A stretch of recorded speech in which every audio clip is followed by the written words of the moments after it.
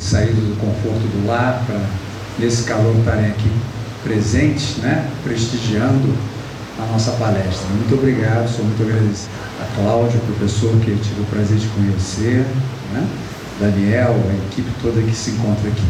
Mas eu sei que o tempo de vocês também é precioso, né? Então a gente vai fazer uma rápida apresentação. Eu sou médico, né, formado em clínica médica pela UFRJ, mas não sou um médico muito normal, porque eu já numa certa fase do ensino na faculdade, eu saí um pouco do lado que me levou à faculdade, que seria ser um conhecedor de fármacos, né? Que eu achava que a medicação era aquele negócio do outro mundo, né, que fazia milagres, e fui dando conta de que não era bem assim. E numa palestra lá, numa aula do professor no curso de cardiologia, ele mencionou a respeito dos Yanomamis, que ele tinha tido uma experiência com os Yanomamis.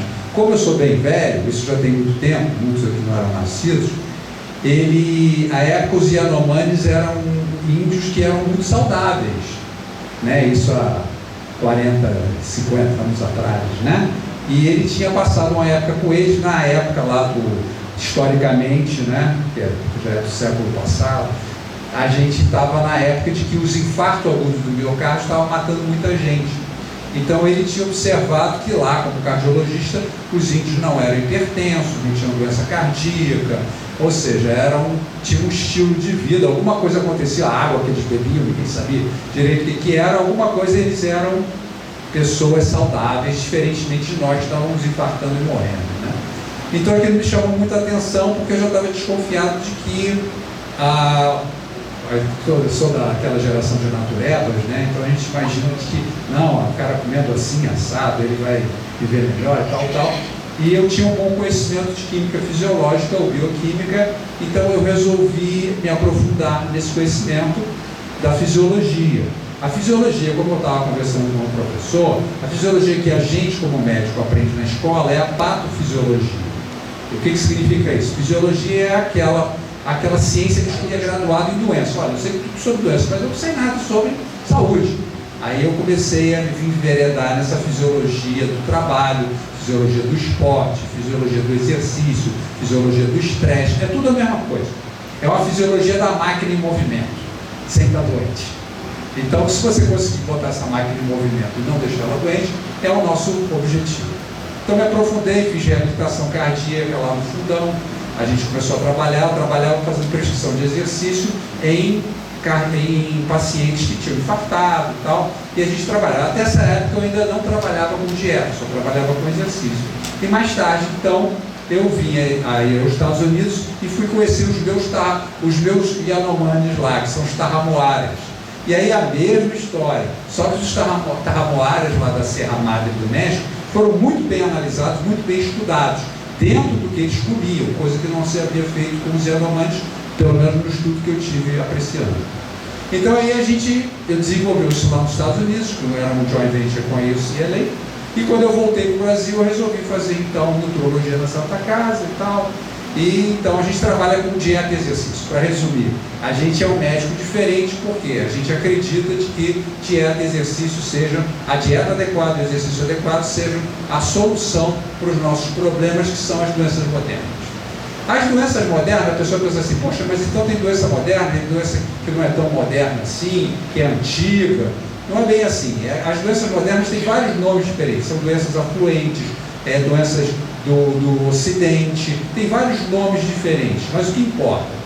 Ela não tem nada assim de moderno, porque através do estudo das múmias, você vê, por exemplo, que uma pessoa morreu com uma doença moderna, que seria, por exemplo, o infarto agudo do miocárdio, uma pessoa morreu com diabetes do tipo 2, uma pessoa faleceu com câncer. Então essas doenças, elas existiram sempre, mas elas existiram em menor intensidade. Né? Então elas são chamadas hoje de doenças modernas, por quê? Porque elas são doenças do nosso tempo. E a gente vai tentar entender então o que significa, com que problema nós da área de saúde estamos lidando, que isso é muito pouco explorado. Simplesmente se fala, eu estou tratando de infarto agudo, estou tratando de hipertensão, estou tratando de diabetes, tal, e a gente vai ver que é muito difícil com a medicina tradicional se tratar essas doenças. porque não tem remédio, porque são, como a gente vai tentar mostrar, são doenças que são, na verdade, distúrbios fisiológicos, distúrbios metabólicos, que envolvem o desenvolvimento do ser humano, recolhimento de energia do ambiente que ele tem em volta, uma série de coisas que não dá para brincar com essas coisas. Então a gente vai passando, porque o grande desafio à sociedade moderna são esses tipos de doença. Então está ali as doenças, está em inglês, né? As doenças da pobreza, né? E as doenças afluentes, as doenças modernas, ou doenças estão relacionadas à dieta emergente, ou são doenças emergentes. A gente vê que em 1900, aqueles grandes matadores que a gente tem hoje, aqui aquele gráfico que aponta para 2010, que são a doença cardíaca e o câncer, eles estavam colocados como poucas causas de morte. Então a gente tinha que no passado, as pessoas morriam de doenças infecto-contagiosas, ou seja, morriam de tuberculose, morria porque bebia uma água que o cara não sabia que tinha germe dentro e bebia, fazia cocô lá no rio, depois tirava a água e bebia, ou regava com cocô a sua própria horta e depois comia, ou seja, fazia o ciclo das larvas, né? Então, esses eram os tipos de doença que existiam. Então, quando vem principalmente a Revolução Industrial, em 1760 na Inglaterra, houve um estilo de vida diferente, que a gente nunca mais retornou para ele. Se você pegar a estatística das pessoas que viviam em zona rural, a grande maioria das populações no mundo viviam em zona rural. Hoje em dia já é o contrário, 85% da população vive nas grandes cidades. Isso tem um efeito muito importante que a gente vai ver, que são basicamente o sedentarismo numa dieta diferente. Então a gente repara que essas doenças, elas passaram a existir. Esse termo se chama transição epidemiológica. Quando você quiser botar assim no Google, bota lá, transição epidemiológica. Vai explicar direitinho, de que a gente saiu de um tipo de doença para outro. E agora nós estamos então, desde a Revolução Industrial, pouco depois da Revolução Industrial, encarando esse problema das doenças modernas, que são basicamente o câncer, aqueles tipos de câncer, diabetes e a doença coronariana. E aí, particularmente, a gente vê o que mudou no mundo desde 1961, a gente vê que o consumo de alimentos de origem animal disparou. E isso não era normal, porque se eu tenho uma vaca que me dá leite, e eu vivo numa zona rural, eu vou pensar duas vezes antes de fazer um churrasco no final de semana. Né? Porque eu vou perder, eu vou ficar super feliz com o meu churrasco, mas segunda-feira já não tem mais leite. Né? A vaca já foi pro brejo. Né? Então, o que aconteceu é que a gente tem que analisar historicamente que o nosso estilo de vida, ele se alterou. E a Organização Mundial da Saúde estudou esse problema. E já desde 1990, ou seja, eu estou falando aqui de coisas... Eu vou trazer uma série de novidades que são bem antigas, tá bom? São novidades, que ninguém liga muito para esse assunto, porque deixa a medicina tratar. E a medicina farmacológica não vai conseguir tratar. Então a gente tem que a dieta fluente é composta, ou essa dieta moderna, desde a Revolução Industrial, é uma dieta fluente, é composta por alimentos ricos em gordura e em açúcar e baixo consumo de amidos integrais. Aí a gente cai para trás, né? Porque a gente briga tanto com amido engorda, né? Tem um sério de problema, amido integral, quer dizer que arroz integral, é isso que está faltando, massa, isso tudo é amido, né? Então a gente vai ver que a confusão começa por aí, que há um engano muito grande em relação a esse assunto. Então não é novidade nenhuma. A Organização Mundial da Saúde, já em 1990, com seu relatório, já tinha observado o fato de que esse fenômeno das doenças modernas estavam associadas com o que se chamou de dieta afluente. E aí você vai ver que o próprio livro de farmacologia que a gente usa na faculdade, que é o Pharmacological Basis of Therapeutics, do Goodman Gilman, mais conhecido como Goodman Gilman, ele diz que as doenças modernas são distúrbios metabólicos que deveriam ser corrigidos com medicação. Não é isso que a gente está lendo ali, né? Com dieta apropriada e exercício adequado. Então, o próprio livro de farmacologia, ele está dizendo, olha, eu vou falar aqui de sulfonilureia, vou falar de uma série de medicações, o próprio livro está dizendo isso. Mas, no final das contas, não tem que ser tratado com nada disso, tem que ser tratado com dieta e exercício, né? Então vamos tentar entender. Ali está o corpo de uma mulher e de um homem, são diferentes em composição corporal, né? Esses corpos, eles basicamente têm o quê? Essa carcaça. Essa carcaça é composta de uma parte que é grandemente ou fibra muscular, né, como está mostrado aqui, ou então vísceras que existem aqui por trás dessas fibras musculares, reto abdominal, oblíquo, etc. e tal, os braços, as pernas. E isso é uma herança genética. Ou seja, você tem um fígado do tamanho XYZ porque geneticamente isso está definido. Você tem, o que eu vou dizer agora é muito importante, um número de fibras musculares definido no terceiro trimestre de vida intrauterina, lá pelo 100º dia. Então aqui você já sabe geneticamente se você vai nascer um bebê parrudo ou se você vai ser esguelo, assim, vai ser magrinho, porque isso está definido geneticamente. Não há nada que eu possa fazer. Eu posso, através de uma musculação, aumentar minha fibra muscular lateralmente, mas o número de fibras não se altera, tá? Então isso tudo é uma herança genética. Isso se chama proteína. É feito de proteína. Tudo isso é feito de proteína. Fígado, baço, os intestinos, o pulmão, os músculos, tudo isso é feito de proteína. É uma herança que eu trago. Eu não tenho como comer proteína para aumentar meu fígado. Eu não tenho como comer proteína para aumentar meu músculo, a não ser que eu queira que ele hipertrofie. Então isso tudo está definido. Por que eu estou dizendo isso? Porque se eu como proteína a mais do que eu devo, para algum lugar ela vai, porque o corpo não joga nada fora. E esse lugar é a produção de gordura. Aqui a gente tem então a gordura, que na mulher é um pouco mais presente do que no homem. O homem tem um pouco mais de massa muscular e menos massa gordurosa. Normalmente o homem normal é uma mulher normal, a mulher normal tem um pouco mais de gordura. Essa gordura, por outro lado, é o casaco que você está revestindo o seu corpo. O corpo, então, como a gente viu, é um patrimônio que eu recebi, né? Deus me deu o corpo, não sei quem me deu o corpo, etc. e tal. Mas a gordura, ao contrário da proteína, ela não tem limites. Eu posso vestir uma blusinha, se eu sou magro, ou eu posso vestir um casaco daqueles que o pessoal chama de blusdão, né? Que é grosso assim, desse jeito, né? Não tem limite, não há limite. Isso é muito importante, porque o certo é a gordura ser guardada naquele tanque ali, dentro daquelas células que foram feitas para guardar a gordura, que também normalmente é uma herança genética. Mas a gordura ela não respeita. Depois que ela encheu todos aqueles compartimentos, ela extravasa. Então ela passa a fazer o quê? Sair do lugarzinho dela. É como se o casaco que você está vestindo comece a entrar dentro de você. E aí você começa a ter o quê? Gordura no fígado, esteatose hepática, começa a ter gordura nas vísceras, nos músculos, passa a ter gordura em lugar que não é feito para ter gordura. Você passa então a ter gordura nos vasos, e aí provoca o infarto agudo do miocárdio. Então, o que acontece? A dieta emergente é muita caloria, é muita gordura, que a gordura é o elemento mais calórico, e associado à torneirinha, que é a saída de lá, ao sedentarismo.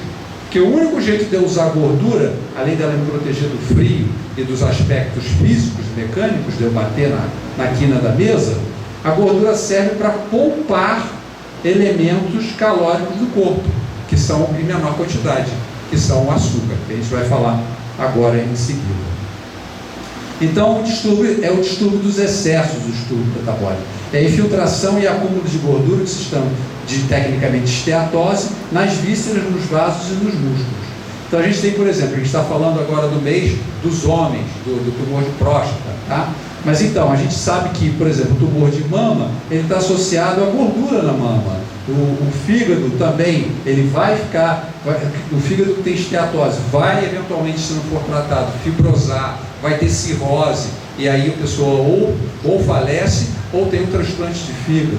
Então a gordura, ela é responsável, ou o excesso, que é representado pela gordura, é responsável por todas essas, está relacionada diretamente a todas essas doenças modernas. Todas. A pessoa vai dizer, mas está relacionado ao diabetes? Sim, está relacionado ao diabetes. Diabetes também é o acúmulo de gordura na fibra muscular. Olha que a fibra muscular com cada vez mais gordura, e aí ela impede o açúcar de entrar, conforme a gente vai ver ali para frente. Então as gorduras e o câncer começou esse trabalho em 1986 com o Ken Carroll, lá nos Estados Unidos. Aliás, ele é do Canadá, né? ele fez um trabalho, ele plotou com a incidência de câncer, agora o câncer de mama, né, com os países e o seu consumo de gordura. Então ele colocou que diretamente é uma relação linear em que a Tailândia, onde se consome pouca gordura, isso naquela época, em 1986, as coisas podem ter mudado de lá para cá, a incidência de câncer era baixa, enquanto que lá na Holanda, na Dinamarca, onde a incidência de câncer é elevada, esse câncer tinha como correlação um elevadíssimo consumo de gordura, né? Outra coisa que a gente aprende aqui é que os óleos, como representante de gordura, a gente tem que entender que o óleo é uma gordura, é um suco de gordura. Eles começaram a partir de 1969, aquela listrinha azul ali, olha como é que ele disparou até os nossos dias. O que aconteceu? A indústria descobriu que duas coisas. A gordura, apesar de não ter sabor na língua, ela realça sabores. Então, é um realçador de sabores. E outra coisa, ela aumenta o tempo de prateleira. Então, se eu tenho no meu alimento, que não tem nada a ver com gordura, um biscoito, sei lá o que, eu poderia fazer sem gordura, um pão, se eu colocar a gordura, eu adiciono o tempo de prateleira. Então, aí a indústria descobrindo isso e o realçamento dos sabores, o que fez? Hoje em dia, a gordura que disparada é mais consumida é uma gordura que você nem enxerga, que está em qualquer alimento que você compra que seja industrializado. Ah, eu não como gordura, ok. Você não come óleo. Você não come óleo, então de repente você não come fritura, você não refoga com óleo. Mas pode ter certeza, você come um biscoito, você come alguma coisa, certamente você vai estar comendo gordura. E o indicativo mais importante entre as gorduras do problema associado com o câncer é o colesterol. E aqui vale uma questão da gente falar para o público em geral, é importante entender. Colesterol, a gente vê um grau de normalidade, esse grau de normalidade que nós usamos como parâmetro, ele está equivocado, porque esse grau de normalidade está associado à população norte-americana. Então, o que eu vou fazer? Vou achar que é bom o colesterol de 190, que é tolerável, numa população em que a média máxima está em torno de 190, ou eu vou procurar numa população que tem os tarramuaras lá no México, que não tem doença cardíaca, e a média do colesterol é 127. Então, tem que entender que aquilo, matematicamente, é uma curva de Gauss, e onde você pega o 95 percentil. Mas eu quero pegar e avaliar o quê? Eu quero ter o colesterol do tarramuara, eu não quero ter o colesterol do norte-americano. Então, a grande, imensa maioria de nós, no mundo ocidental hoje em dia, tem um colesterol elevado, mesmo que esteja dentro dos parâmetros de normalidade. E ele sozinho é o maior indicativo do risco de doenças modernas, o colesterol total, é o principal marcador dos riscos de evolução do câncer e demais doenças modernas, cujo princípio básico se encontra no proporcional afastamento do amido integral e na adição dele, ficou faltando ali, porque é diferente, adição de gorduras. E outra coisa, a gente é induzido a uma série de coisas estranhas, a gente é induzido a acreditar de que eu vou comer óleo, é uma gordura vegetal, né, e não vai fazer mal, é o pensamento vegano. Isso não é uma realidade, por quê? Porque você vê ali, por exemplo, o búfalo, ele está o dia inteiro comendo grama, mas ele não é feito de óleo. A gordura que ele tem é colesterol e gordura saturada, porque é desse jeito que ele guarda a gordura. Então, se eu comer óleo, eu não vou ficar com a gordura de óleo no meu corpo, eu vou ficar com a gordura colesterol ou gordura sólida, que apesar de não serem sólidas, de não conterem colesterol, os óleos e demais gorduras vegetais são armazenados dessa forma pelos mamíferos.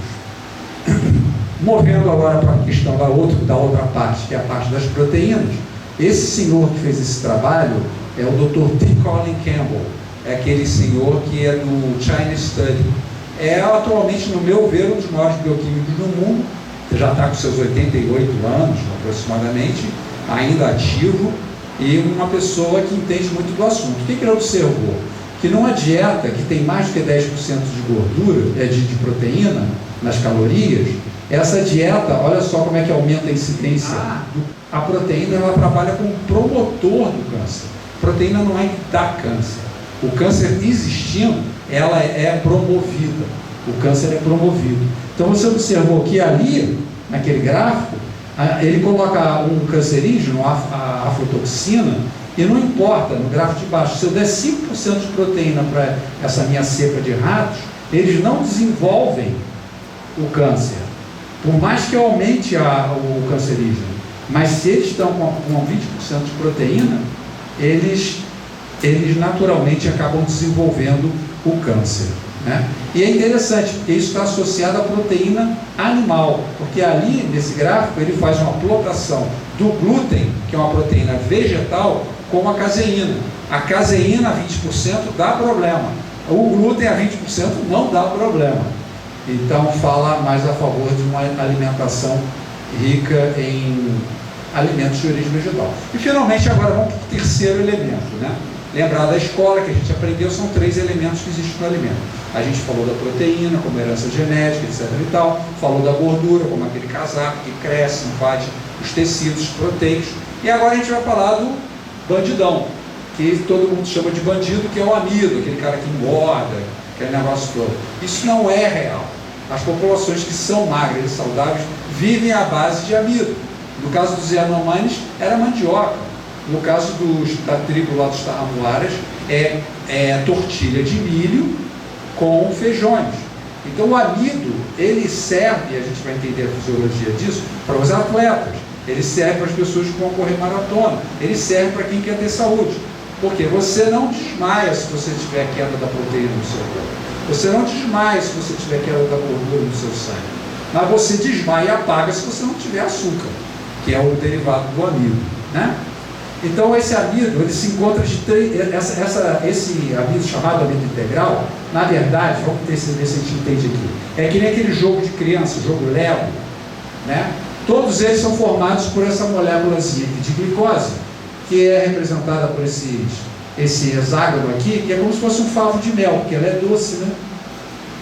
Essa glicose, ela é encontrada na natureza assim armazenada, né? Aqui vocês vão ter que usar sua imaginação e pegar essa glicose e diminuir de tamanho até esse tamanhozinho aqui. Então o que a gente tem? A glicose ela é armazenada de que forma? Dessa forma aqui estrutural, dessa outra forma estrutural que parece uma lombriga, e dessa outra forma estrutural, quando ela está na fruta, ela é uma frutose ligada a uma glicose. Quando ela está no amido, é um monte de glicose unida. E quando ela está na fibra, é um monte de glicose unida, mas com uma estrutura diferente. E essa estrutura aqui, a gente não consegue comer, porque isso aqui é fibra. Só quem consegue comer é o herbívoro. Isso aqui é a batata que eu consigo comer com casca, mas a casca vai sair nas fezes, porque eu não tenho como absorver. Então diferencia o vegetariano do herbívoro. E as frutas. Então o amido integral é encontrado em vegetais e raízes como batata, a cenoura com casca, e em grãos como os feijões, o milho, o arroz e o trigo integral. A sacarose encontrada nas frutas também contribui para a manutenção da glicose no sangue. Então está aí, fazendo propaganda então desses vegetais, né? Os alimentos produzidos pelas plantas, elas têm são quantidade de água, né? Por exemplo, uma folha daquela ali de espinafre, 90% daquilo ali é água. Você está comendo água e fibra, né? Tem um pouco de carboidrato, tem um pouco de gordura e tem um pouco de proteína. Tem muita vitamina e sais minerais e o principal, tem sabor. E isso é muito importante, porque muitas vezes a gente compra o elemento errado, porque esse elemento tem sabor. Então você pergunta para uma pessoa: você gosta de doce? Sim, eu gosto. Qual doce você gosta? Eu gosto de sorvete, gosto de chocolate. Isso não é doce. Isso é gordura. Só que o cara pegou a gordura e botou um doce. Doce é gravado a cascão.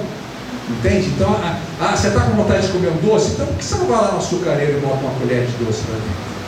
Você quer a gordura. O ser humano, ele quer a gordura que não tem sabor. Mas quando associada ao açúcar, ela ganha o sabor e enaltece ainda mais esse sabor.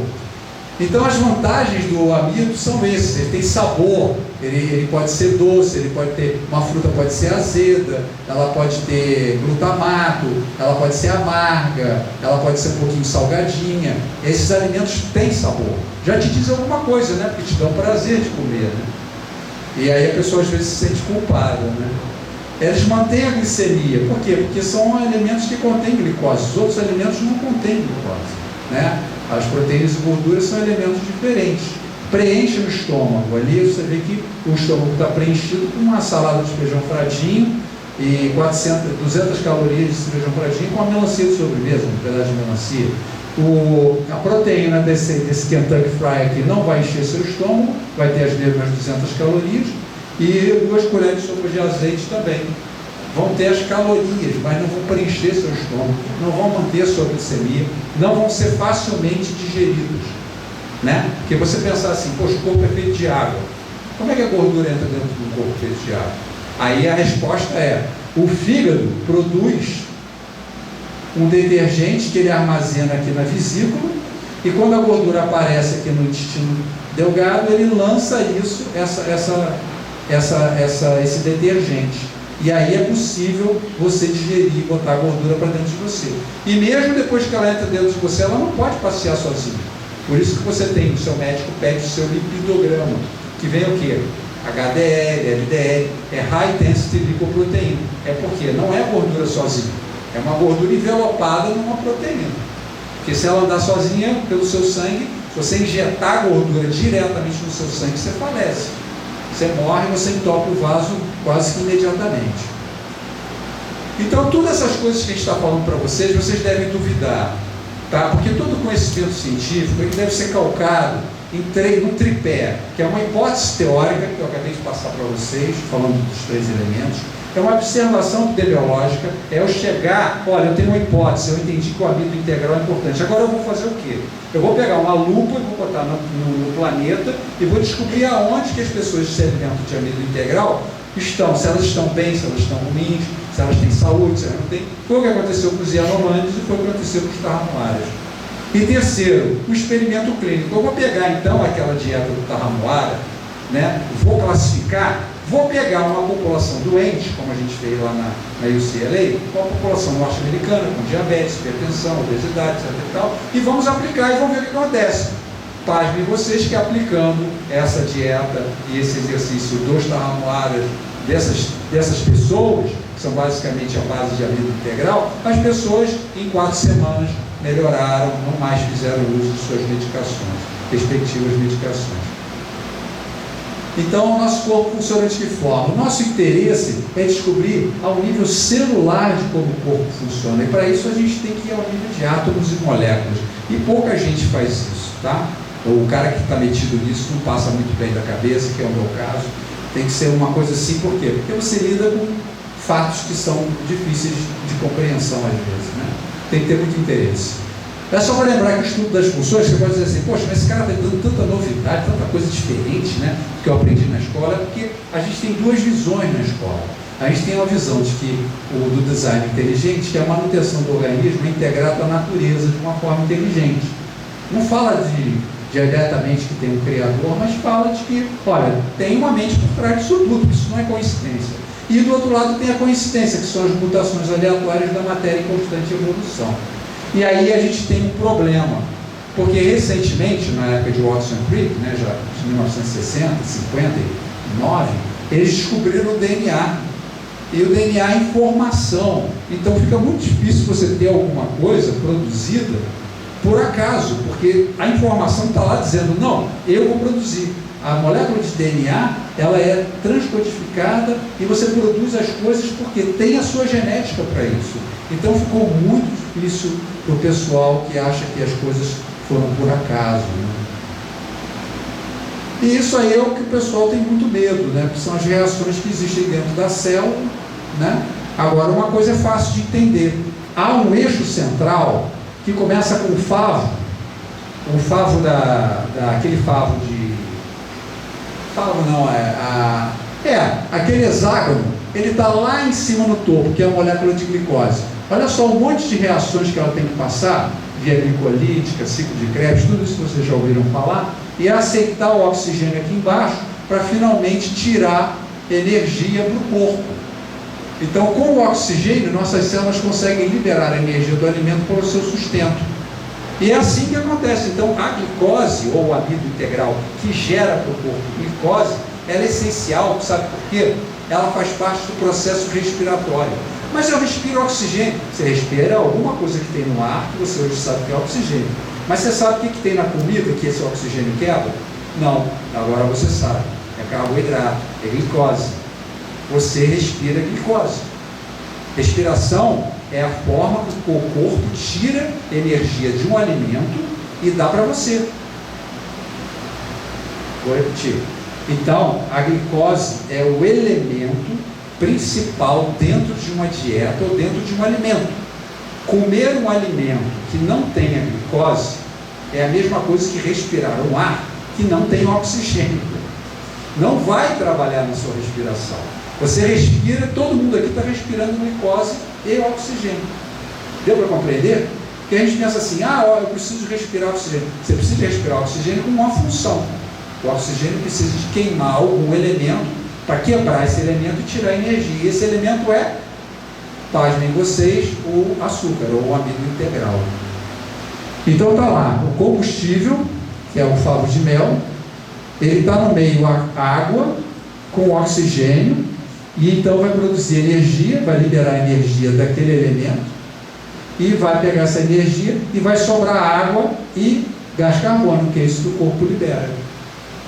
Então, quando você está numa emergência, quando chego numa emergência, eu vou dar um plantão, para mim pode faltar uma série de medicações, não vou me incomodar. Agora não pode faltar nenhum daqueles 3 elementos, senão o cara morre. Eu preciso de glicose, eu preciso de oxigênio, eu preciso ter um respirador com a bala de oxigênio funcionando, eu preciso de ter glicose, uma glicose hipertônica, um soro glicosado, e eu preciso de água. Sem esses 3 elementos eu não dou meu plantão, porque eu sei que vai me dar problema. Entende? Então agora a gente entende por que esses 3 elementos são tão importantes.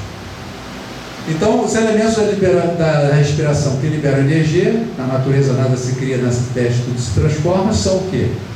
A glicose, a água e o oxigênio. Então, nossas células obtêm energia utilizando a água, o açúcar e o oxigênio do sangue, que vem da ingestão de determinados alimentos, ou seja, dieta, e da inspiração do ar, atividade aeróbica, ou seja, estilo de vida. Então, se eu tenho um estilo de vida em que a minha dieta não fornece esse elemento, eu vou estar com dificuldade de produção de energia, de transferência de energia. Se eu tenho uma atividade sedentária e não tenho capacidade respiratória, não tenho VO2, não tenho consumo de oxigênio, eu também vou estar com o meu grau de produção de energia, ou liberação de energia muito pouco. E o que acontece? A doença vem. A doença vem porque é como se fosse um sistema imunológico. Se eu não tenho energia, o meu carro rateia, o meu carro não pega, não sai da garagem. Isso é a classificação que seria doença. E a gente fica querendo ouvir um barulho lá do céu, entender as coisas e tal, saber se a nossa vida aqui tão organizada é alguma coisa que veio de outros planetas. Aí é aqui que a gente vê, poxa, a gente podia olhar simplesmente para o relato que tem na Torá dos judeus, relato da criação. Pasmem vocês que ele poderia ser o primeiro capítulo de um livro de fisiologia. Por quê? No que o relato diz, haja luz, eu tenho uma matriz energética, que é a luz. No que ele diz que há a divisão das águas no horizonte, eu tenho os gases atmosféricos. No que ele diz que há uma divisão entre as águas debaixo do horizonte e aparece uma terra firme frutífera, que tem plantas, e diz, para sustentar, isso tudo é feito para o homem sustentar uma fauna diversificada. Então, e o homem, então um é vegetariano, o outro é herbívoro. Então, aí que está escrito lá na Bereshit dos judeus, eis que vos tenho dado todas as ervas que dão semente se acham na superfície de toda a terra, e todas as árvores em que há fruto de semente. Isso vos será por mantimento. Então, está escrito lá, e a gente vê, de que? O que a gente tem aqui?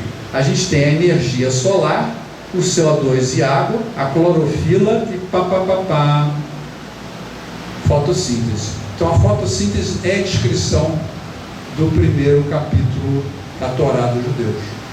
E a gente procurando sinais no espaço, o cara já deu toda a pista ali para a gente, né?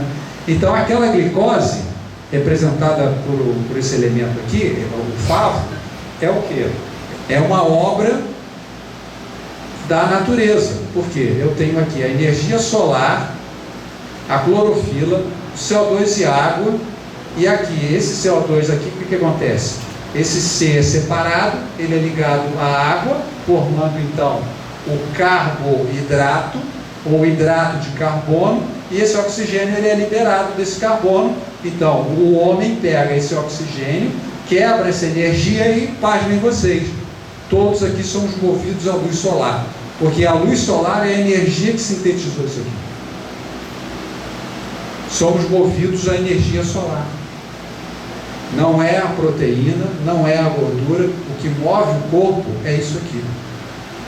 E pasmem vocês que é dito lá de que o Criador reservou esses elementos para os herbívoros e esses elementos aqui para o ser humano. Tanto esse aqui quanto esse aqui. Lembra? Esse aqui é de absorção rápida, esse aqui é de absorção lenta, né? Se eu encontro uma pessoa desmaiada, eu vou dar um suco de laranja, né? Não vou dar uma batata para essa pessoa, porque é a digestão imediata, né? E não vou dar uma casca para ela, porque essa daqui só vai servir para fazer fezes, para produzir fezes, que o ser humano não é capaz de... E ainda tem mais uma passagem que diz: formou o Senhor Deus o homem do pó da terra e soprou.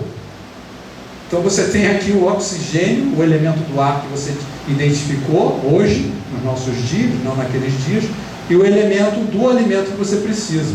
Os dois estão descritos. É muita sabedoria isso aqui. O cara que fez isso. Então a fotossíntese é o processo reverso da respiração. A planta pega a água e o CO2, faz o hidrato de carbono e solta o oxigênio. Aí eu pego, como mamífero, respiro esse oxigênio e esse carboidrato, quebro ele e devolvo para a natureza água e gás carbônico. Quem inventou isso realmente estava inspirado. Bom, passando com esse barulho. É difícil. Talvez seja por isso que não aparece na faculdade de nutrição, porque o cara vai ter que suar para explicar isso aí. Não vai conseguir. Olha só, essas coisas que estão aqui são incríveis. Ele conseguiu reversão, isso aqui nem em reabilitação cardíaca a gente consegue. Conseguiu reversão de onda T, que é um sinal de isquemia cardíaca. A isquemia cardíaca acabou, é um sinal de que ele deve ter limpado vasos da coronária, né? E olha só isso aqui, uma insuficiência cardíaca congestiva. Olha o que ele fez com o volume do coração desse indivíduo. São coisas que não existem, são quase que milagres. Olha a pressão arterial caindo ali. A de cima é a sistólica e a de baixo é a diastólica. Teve um momento que a pressão estava caindo tanto que ele falou: não, eu vou adicionar tomate na dieta desses caras. Aí botou tomate, a pressão continuou caindo. Aí falou: não, eu vou fazer, sabe o quê? Churrasco para todo mundo, vou botar carne. Começou a botar um pouco de carne na dieta. Aí aquela descendência continuou. Parece que o negócio engatou e não saiu mais. A pressão foi caindo. Nessa época, o presidente dos Estados Unidos tinha morrido de doença hipertensiva, o Roosevelt. Não fez a dieta de Cambridge, né? E olha só isso aqui que é mais incrível. Olha o que ele fez com esse diabetes aqui, em 26 meses.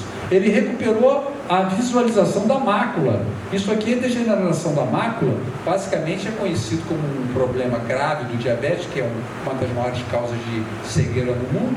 O cara conseguiu isso aí. Bom, passando para outro agora. Todo mundo aí mantém um pouco acordado que já está acabando. Os testemunhos dos povos remanescentes é esse trabalho que a gente tem do Cerqueira com os Tarramoaras, né, do México, conforme a gente já falou. O objetivo do trabalho foi de determinar a composição da dieta e da sua adequação nutritiva. Vamos saber se esses caras estão saudáveis mesmo, né? Que concluiu que, com seu elevado teor de amido e baixo teor de gordura e colesterol, essa dieta é altamente nutritiva, não faltou nada para as pessoas, tá? Sendo considerada anti-aterogênica. Ou seja, naquela época, 1970, década de 70, 80, eles estavam querendo isso. O que? Um cara que não tivesse problema de aterosclerose. Agora, esse outro trabalho falando do uso contínuo dessas medicações, a dieta high carb, que é essa hiperglicídica, associada à prática regular de exercício, mostrou eficaz a longo prazo no tratamento de diabetes 2. Dieta high carb, altíssima, hiperglicídica, tá? A gente viu que o cara até usou açúcar na dieta. E o aumento do consumo de gordura foi responsável pela retomada da medicação dos pacientes que abandonaram o problema. Então, no experimento clínico, o paciente que resolve voltar a comer gordura é o paciente que perde o efeito mágico da dieta. Outro trabalho, devido à percepção generalizada de que os carboidratos aumentam o risco de diabetes e a crescente adesão à dieta low carb, baixa em carboidratos, para a perda de peso, as recentes descobertas desse trabalho são críticas para o desenvolvimento de recomendações baseadas em evidências e não em mitos e coisas do gênero, para optimizar a abordagem dietéticas que previnem o diabetes. Tá aí, esse senhor é um dos pioneiros responsáveis pelo quê? Entender o mecanismo de ação pelo qual o músculo cheio de gordura, ele não absorve adequadamente o açúcar. Aí o açúcar não entrando no músculo, que é o maior consumidor de energia, ele sobe. Mas a culpa não é do açúcar, a culpa é da gordura. Então o que ele diz no final do seu trabalho? A combinação da dieta moderna e o estilo de vida sedentário, aquela torneirinha que a gente apresentou lá atrás, resultou no aumento da obesidade e do diabetes do tipo 2. É evidente que se as pessoas comessem menos calorias e elevassem o seu nível de atividade física, a deposição ectópica de gordura no músculo, ou seja, gordura no músculo, seria revertida, reduzindo a subsequente resistência insulínica.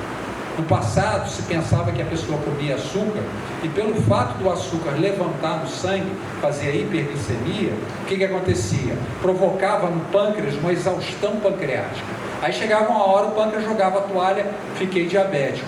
Essa exaustão pancreática nunca foi comprovada, nunca existiu. Então, mas era um pensamento que se tinha. Agora está se mostrando aqui. A gente ouve pessoas falando coisas que são absurdas. Que a pessoa que come açúcar, não estou aqui falando a favor do açúcar, mas estou falando a favor do carboidrato. Então até a fruta entra nisso. A pessoa, não como fruta porque engorda, não sei o quê, vai me dar no fígado esteatose hepática. Isso não existe. Esse açúcar, quando chega no fígado, ele forma um amido, chamado glicogênio intramuscular ou intrahepático. E ele lá fica, em pequena quantidade. Não faz esteatose hepática, é gordura, não é nem açúcar. E a gente ouve pessoas falando, porque hoje em dia a gente vive na era da internet, aí o cara é um youtuber, ele bomba lá, não sei o quê, mas o que adianta o cara bombar se ele está falando um monte de asneira? Entendeu? Não tem que ter base científica, não pode chegar assim e falar, e cuidar do ritmo da vida das pessoas. A pessoa tem que tomar cuidado, tem que saber se a pessoa está bem, tem bom conhecimento fisiológico. E isso hoje em dia é muito raro. Então, sorria, você está sendo sequestrado. Gordura e proteínas, então, ainda enganam o vegetariano. Aí a pessoa chega, não, agora eu não vou mais comer carne, né? Aí para de comer o bife a cavalo, só fica o ovo. Só que o que acontece? Aquela pizza lá, feita com queijo, aquele ovo que está ali, e aquele arroz também, feito com cheio de gordura, você continua sendo um refém do que a gente chama que é o camaleão gordo. O que é o camaleão gordo? Porque ele não tem cor, ele se adapta à cor que você colocar.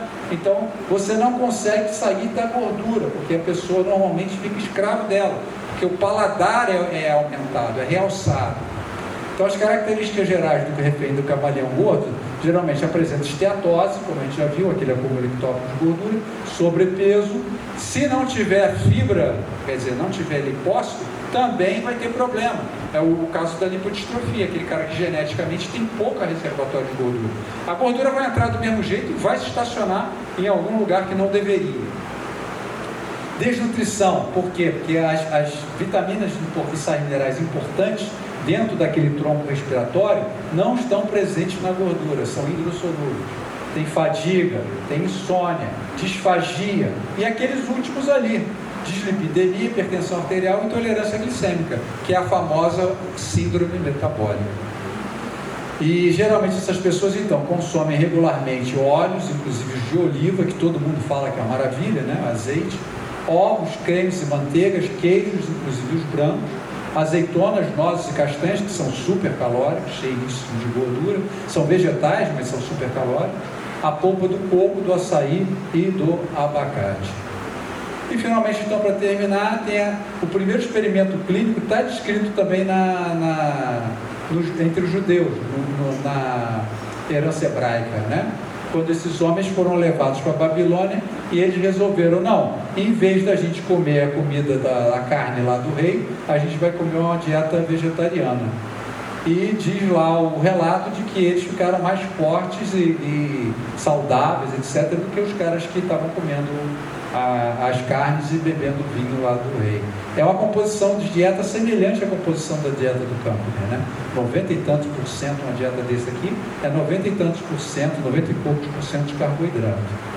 Então, para encerrar, o que é importante? Chega para a sua nutricionista e diz: olha, eu quero uma dieta hiperglicídica, ou seja, eu preciso de pelo menos mais do que 75% das minhas calorias sob a forma de carboidrato, uns 12 ou 13% de gordura e 12 ou 13% de proteína, e fala para o seu personal que você não quer mais fazer musculação, ou você quer fazer treinamento de endurance aeróbio, né? Isso aqui é a solução. Agora, essa dieta, por exemplo, se você falar em dieta hiperglicídica para uma nutricionista, ela vai cair da cadeira. Ela vai dizer: isso é coisa de maluco, né? Agora, não se incomoda de botar 35% de gordura numa dieta. Tudo bem. E se você vai chegar para o seu professor, ele vai dizer: olha só, amigo, no pain, no gain. Você tem que pegar ferro, não sei o quê. Então, ninguém mais leva a sério dar longas caminhadas, etc. e tal. Então, essa atividade física, por quê? Porque a dieta é o elemento que vai te fornecer aquele carboidrato que você vai usar junto com o oxigênio. Para quê? Para transferir energia para dentro do seu corpo e ser feliz. Muito obrigado pela atenção, desculpe a delonga, estamos abertos aí às perguntas, se eu souber responder.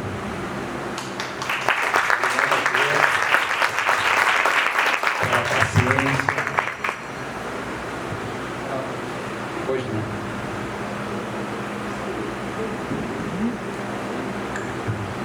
Então, primeiro parabéns aí pela palestra. A gente que é leigo, a gente fica às vezes entre orientações inversas, né? Eu recentemente fiz uma dieta exatamente igual àquela que você colocou ali, só que ao contrário: 70% de gordura, 20% de proteína e 10% de carboidrato. Eu estava pré-diabético, eu estava com o meu HOMO-IR, né? O índice de resistência à insulina de 2 ponto alguma coisa. E o que mais que eu estava? E colesterol, meu colesterol sempre foi na faixa de 250, 240, 250. Depois de 4 meses, eu perdi 8 quilos de peso, minha performance no esporte aumentou, eu melhorei meu rendimento a nível de atividade física, e todos os meus índices melhoraram. Meu HOMO-IR hoje está em torno de 1,2. Então, assim, é coisa de maluco, né? A gente não sabe. Eu acho o seguinte, que a gente tem que pegar uma linha e seguir aquela linha. Talvez a principal coisa que eu faço hoje pela minha saúde, eu estou com 70 anos, tá? Eu pedalo 200 km por semana. É você escolher uma linha e seguir aquela linha, né? E não desviar para um lado para o outro. Porque a gente ouve coisas exatamente o inverso. Que, por exemplo, que o câncer é alimentado por açúcares. São os açúcares que alimentam o câncer. Quer matar o câncer de fome? Para de comer o carboidrato, ele morre. Tem um hospital na Alemanha que diz o seguinte, que trata as pessoas com jejum. E tem uma placa na entrada que diz o seguinte: o que o jejum não cura, nada cura, né? Então, assim, a gente fica assim realmente entre a cruz e a espada, né? Uma pesquisa feita na Suécia com 44 mil indivíduos durante 35 anos, verificando quem chegou quem virou centenário, quem chegou aos 100 anos.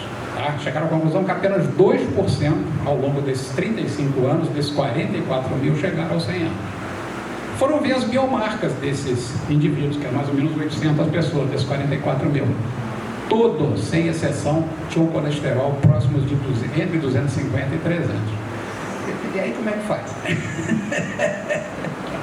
Então, assim, por exemplo, David Sinclair, que é o diretor de biogenética do laboratório de Harvard, né?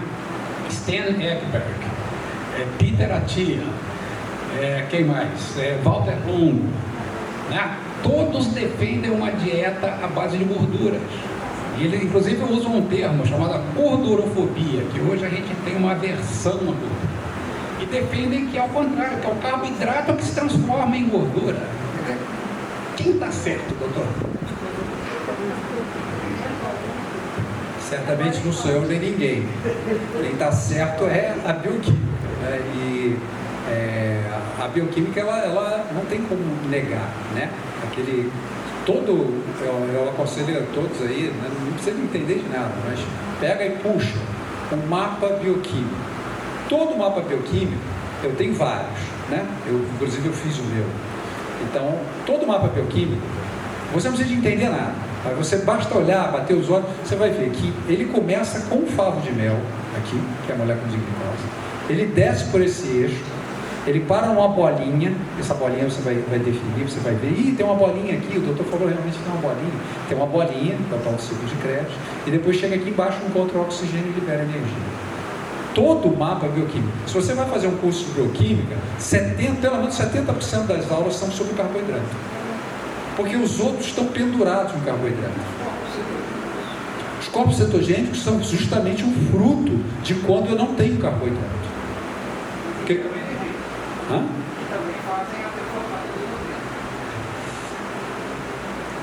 Os corpos cetogênicos, eles são ácidos. Aí cabe cada um preferir. Eu prefiro produzir energia através de um hidrato de carbono, que é água e carbono, que sou eu, que é básico, que não é ácido, ou eu prefiro fazer através dos corpos cetônicos. Agora, a sua experiência realmente me surpreende, porque eu tive um atleta lá no Projeto Médico de Natação, que ele foi num médico que era, digamos, na época conhecido e tal, porque todo mundo faz isso. Eu digo de cadeira, porque eu aprendi a fazer isso, a dar dieta cetogênica. Não tem nada de diferente. Todo curso vai te dar dieta cetogênica. Eles não pensam fora da caixinha.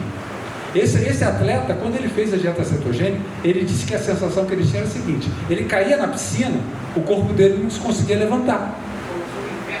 Exatamente. O seu relato é surpreendente, porque normalmente o que você tem necessidade é açúcar. Não estou dizendo para ninguém comer açúcar, mas a glicemia tem que ser mantida. Você não vai encontrar uma pessoa com hipoglicemia saudável. De alguma forma a sua glicemia deve estar sendo mantida. Mas como é que é bioquimicamente mantida? A cetogênica consegue manter um indivíduo, chama-se gliconeogênese.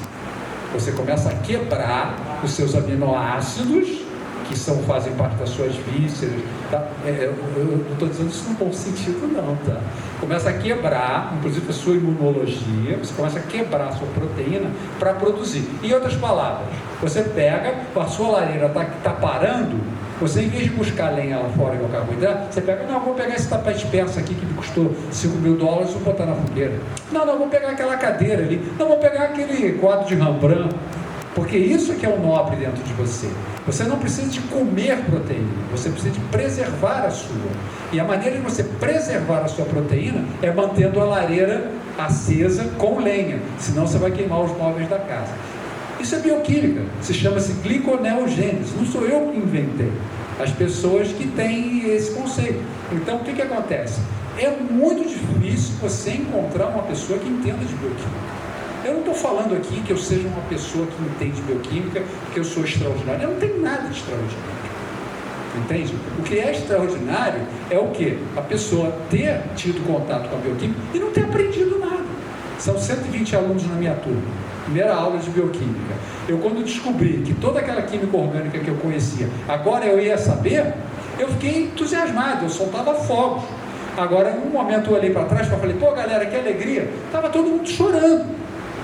Por quê? Porque ninguém queria entender aquelas reações. Eles disseram, pô, vai vir uma prova aí e eu tenho que saber todas essas reações.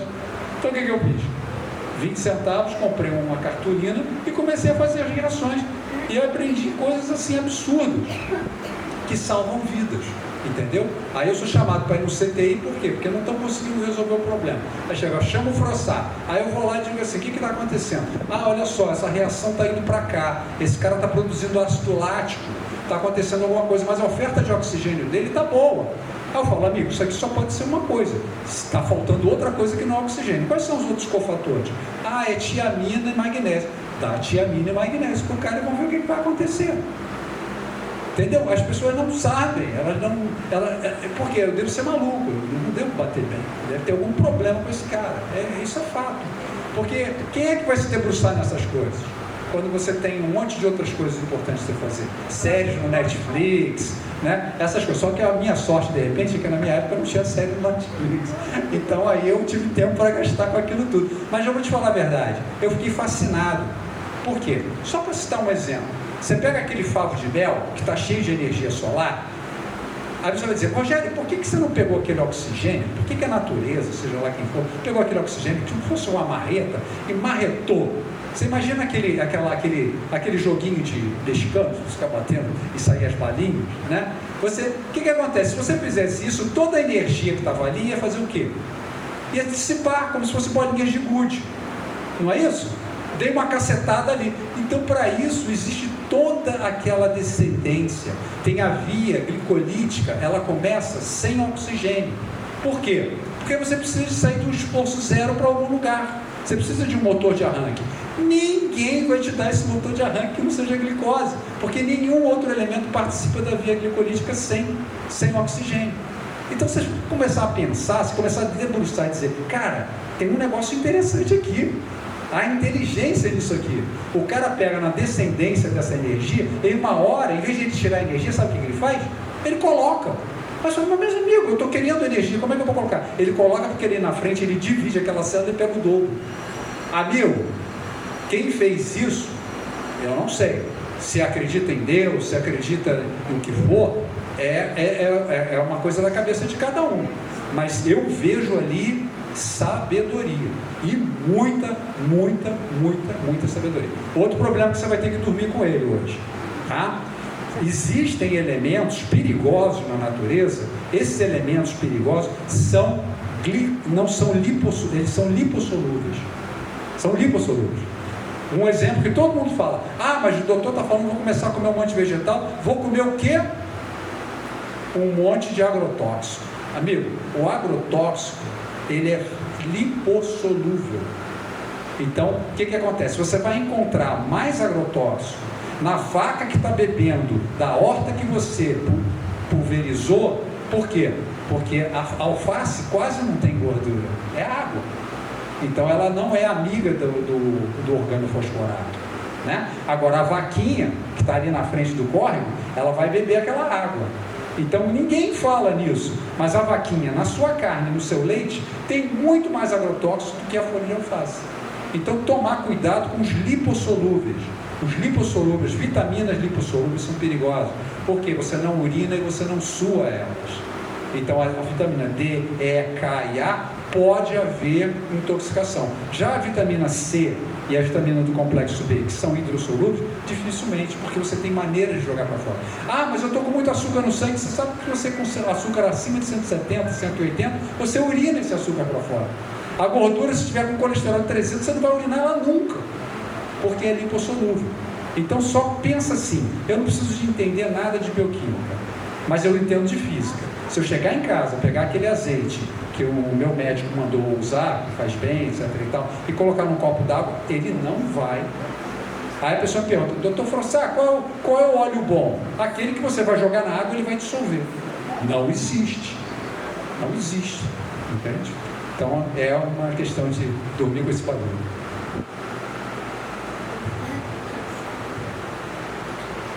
É só fazer uma colocação, né, que a gente está há 15 anos que eu acompanho meu filho, e ele hoje é um atleta olímpico, e a gente convive com uma gama de atletas. E uma coisa muito interessante nessa evolução desses 15 anos foi uma coisa que se falou lá no início, e que todo mundo deveria fazer, né, junto com o médico. Ele não vamos entrar em discussão, mas deveria ser um conhecimento nosso, se a gente procura se esclarecer, que é o que? A gente vê como que a gente é formado, a nossa célula, como é que a gente vai receber um alimento, processar esse alimento. Isso depende de cada pessoa é diferente. Hoje nós temos lá na natação pessoas com 40 anos de idade nadando com os moleques de 20 e ganhando campeonatos mundiais. 40 anos, Entendeu? Então, o que fez esses caras chegarem como na sua idade? Eu tenho 63, também gosto de pedalar, correr, nadar, até por causa do meu filho, né? Mas que a gente foi aprendendo, eu e minha esposa junto com ele, que a gente tem que ir ao médico, né? A gente tem que ir ao nutricionista que está perto da gente, mas a gente, como o professor falou, nós temos que procurar com esse conhecimento que você tem e descobrir isso, né? Muitas das vezes a gente não conhece o nosso próprio corpo e não sabe o que realmente a gente tem que se alimentar. Então, exemplo, o meu filho, na preparação dele, o professor sabe disso, ele tem um tipo de alimentação, né? Se ele está numa época de alto treinamento, que ele faz alto rendimento, ele tem que comer muita coisa e que às vezes o organismo dele, que eles têm um acompanhamento biológico, não absorve dessa alimentação e ele tem que repor isso, senão também ele desfalece. Então, assim, só dando essa lembrança que o professor falou, que eu acho que hoje é o fechamento, né? Que eu parabenizo esse estudo, eu ainda não tinha visto com ele com esse enfoque, né? Juntando inclusive a palavra do Torá, e na Bíblia também descreve muito bem isso. E eu tive agora no Chile, com ele agora no Chile, e eu tive a possibilidade de ir até os Andes e subir 3.000 metros. E o que aconteceu lá? É isso que ele falou lá, né? O professor falou. A principal fonte de energia nossa, que vai nos dar energia, é o oxigênio. Então, quando eu cheguei lá em cima, eu nunca fui preparado para subir aquela altura, meu corpo levou um tempo até eu me habituar, eu fazer uma respiração, por ser um atleta, para mim poder adequar o meu corpo, receber esse oxigênio, entrar lá, me dar energia para me continuar subindo. Então, é muito importante isso que o senhor colocou aí, né? É a gente ter a associação de pessoas de conhecimento e a gente conhecer a nossa parte física, química, biológica, para a gente adequar essa questão aí.